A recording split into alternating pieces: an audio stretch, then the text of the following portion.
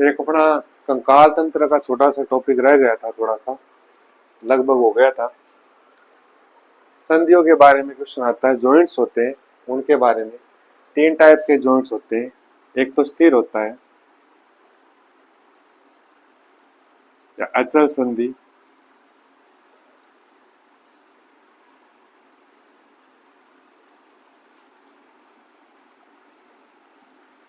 एक होती है आंशिक चल संधि। कुछ कुछ गति होती है इसमें, आंशिक चल संधि। और तीसरी होती है चल संधियां।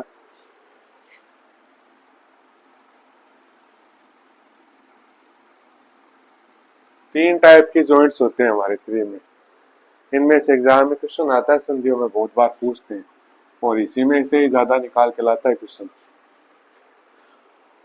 इसमें सबसे पहले जो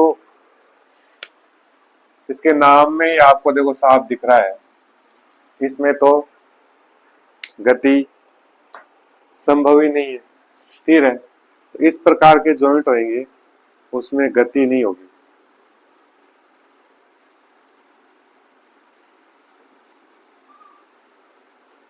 इसमें आंशिक मतलब कुछ मात्रा में, मतलब एक निश्चित दिशा में गति होगी, मात्रा में गति संभव, मतलब कुछ कुछ गति होगी और इसमें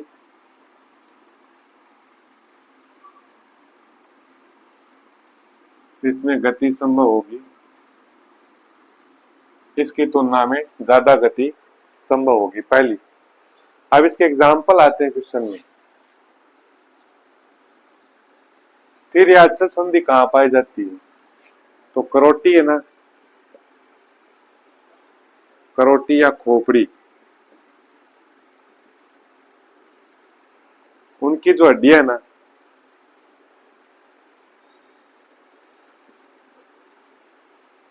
हड्डियों के मध्य, अस्थियों के मध्य, जो सीवन बोलते हैं ना, सीवन, इनके डेके से जुड़ी रहती है सीवन से। तो इनमें खोपड़ी में देखो कोई गति थोड़ी है, आप खोपड़ी को पूरी को नहीं, केवल ये तो स्थिर है एकदम।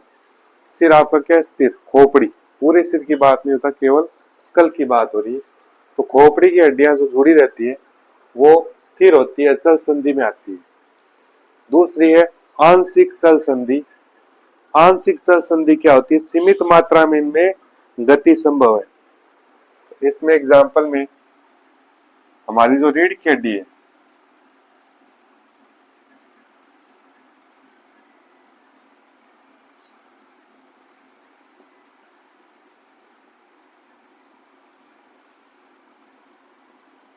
हमारी रीढ़ की हड्डी में वो आंशिक है, झुक सकते हैं निश्चित दिशा में, ऐसे नहीं पूरे पीछे। तो फ्लेक्सिबल है वो अलग बात है, लेकिन जो आंशिक चल संधि है वो कशेरुकाओं, दो कशेरुकाओं के मध्य एक निश्चित गति होती है, ऐसे नहीं एकदम पूरा ही मोड़ दिया। तो कशेरुक दंड जो रीढ़ की हड्डी है उनमें जो गति होती है हड्डियों में, वो आंशिक चल संधि होती है। एक दुराग्र संधि होती है, ध्यान रखना, दुराग्र। पाइवोइड जॉइंट बोलते हैं।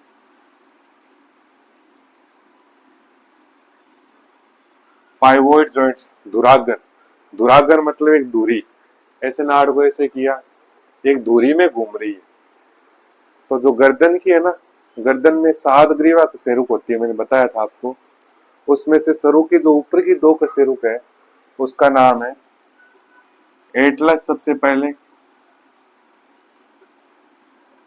और दूसरी एक्सिस। 7 में से 2 ऊपर की है ना, एटलस और एक्सिस के मध्य घुमाव होता है इसे, इसलिए आपकी गर्दन 180 डिग्री पर घूमती है। एटलस और एक्सिस के मध्य पाई जाती है गर्दन में दुराग्र संधि। एग्जाम में बहुत बार पूछा हुआ भी है कि दुराग्र संधि कहाँ पाई जाती है, या आंशिक चल संधि में आती है। ज्यादा करके पूछते हैं दुराग्र संधि पाई कहाँ जाती है। ऐसे ऑप्शन देगा ह्यूमरस, रेडियस, अन्ना, रीढ़ की हड्डी, पटेला। तो आपको करना है गर्दन में एटलस और एक्सिस दो हड्डी होती है शुरू की, 7 होती है गर्दन में। तो उसमें पहली और दूसरी हड्डी होती है, उनके मध्य जो जॉइंट्स होता है वो धुराधर संधि कहलाता है।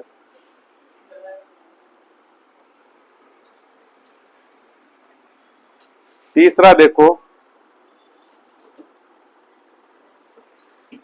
एक इसी में आती है विसर्पी, विसर्पी संधि। विसर्पी क्या होती है? ग्लाइडिंग बोलते हैं इसको।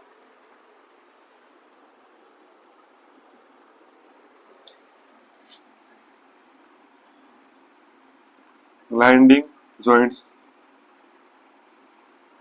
ग्लाइडिंग विसर्पी मतलब ऐसे देखो ये पूरा घूम रहा है, ऐसे आपके टखने के ना वो भी आपका चारों ओर घूमता है। तो एक तो ये कलाई की, इसमें कई सारी कणिकाएं ऐसी होती है, इस कारण से घूमता है। तो विसर्पी संधि कहाँ होगी ग्लाइडिंग? एक तो कलाई, कलाई में होगी और एक टखने में, टखने में, कलाई और टखने में पाई जाती है विसर्पी या ग्लाइडिंग जॉइंट्स। फिर आती है ये, इसमें एग्जांपल ये है, ये करोटी के मध्य, और इसके एग्जांपल देखो चल संधि, इसमें भी बहुत बार पूछते हैं एग्जांपल में। पहली आती है इसमें कंदुक खलिका, इसके हिंदी के नाम थोड़े हड्डियों के नाम हार्ड होते हैं, इसलिए इंग्लिश में याद ज्यादा जल्दी होते हैं। कंदुक खलिका संधि, इसको विज्ञान में बोलते हैं बाल व सॉकेट जॉइंट। बाल और सॉकेट जॉइंट, कंदुक खलिका संधि। कंदुक संस्कृत में कंदुक मतलब गेंद, और गेंद नुमा कोई संरचना फिट हो रही है, या बाल और सॉकेट जॉइंट है। बॉल मतलब बॉल नुमा संरचना, और सॉकेट मतलब उसको फिट करने वाला। तो ये संधि कहाँ होती है? शोल्डर। ये देखो, ये शोल्डर की हड्डी देखोगे ऊपर बॉल जैसी दिखेगी, और ये फिट कहाँ हो रही? यहाँ। ये क्या है, कौन सी है? अंश मेखला। अंश मतलब कंधा, अंश मेखला, और ये है ह्यूमरस। ह्यूमरस और अंश मेखला के मध्य ये देखो चारों ओर से घूम रही है, कैसे भी घुमा लो, ये चल संधि है, चारों ओर घूमती है लगभग। तो कंदुक खलिका, बाल और सॉकेट जॉइंट्स कहाँ होता है? एक तो यहाँ होता है। तो कंदुक खलिका संधि कहाँ हो गई? एक तो हो गई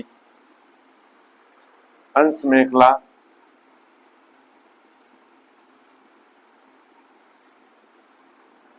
व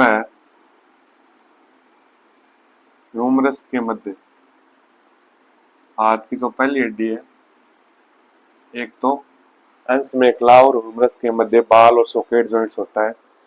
दूसरा ये टखने में ना, टखना नहीं घुटना, तो घुटने में भी यही है। तो घुटने के ऊपर जो ये जॉइंट्स है ना, इसको पूरे पैर को आप घुमा सकते हो पटेला से ऊपर। तो एक हो गया फीमर, फीमर और सोनी मेखला, पेल्विक ग्रिडल, मेखला के मध्य। बाल और सॉकेट जॉइंट्स, कंदुक खलिका संधि कहाँ होती है? कंदुक मतलब गेंदनुमा संरचना हड्डी होती है, फिट होती है जॉइंट्स में। तो आप हाथ ला रहे हो, चल संधि है, चारों ओर घूमता है।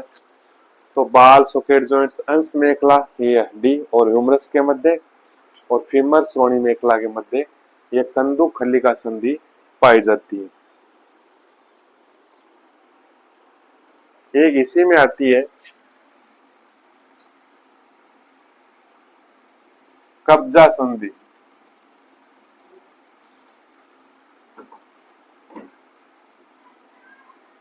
ये भी एग्जाम में बहुत बार पूछते हैं। हिंज जॉइंट,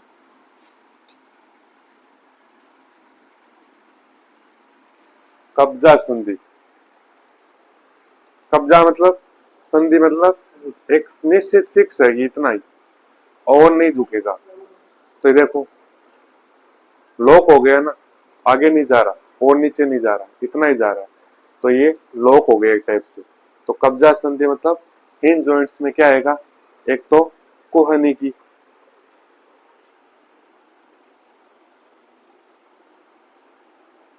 एक तो कोहनी हो गई आपकी, कोहनी की संधि, और एक घुटना भी सेम ऐसा ही होता है, घुटना भी अंदर की ओर मुड़ जाता है और सीधा हो जाता है।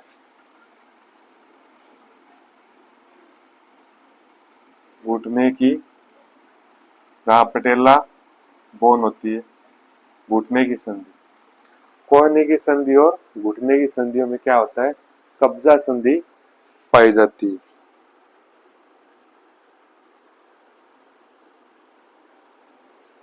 अब मान लो ऐसे क्वेश्चन आ जाए, सिर की घूर्णन गति किस कारण होती है, किस कारण होती है, तो देखो सिर में धुराग्र संधि के कारण होती है, एक्सिस और एटलस के मध्य। तो आपको ऑप्शन आ जाएगा कब्जा संधि, धुराग्र संधि, कंदुखलिका संधि, ये ऐसे नाम दे देगा चार, तो आपको पता रखना है धुराग्र मतलब धुरी पर, धुराग्र संधि ऐसे। तो ये चैप्टर खत्म हो गया कंकाल तंत्र।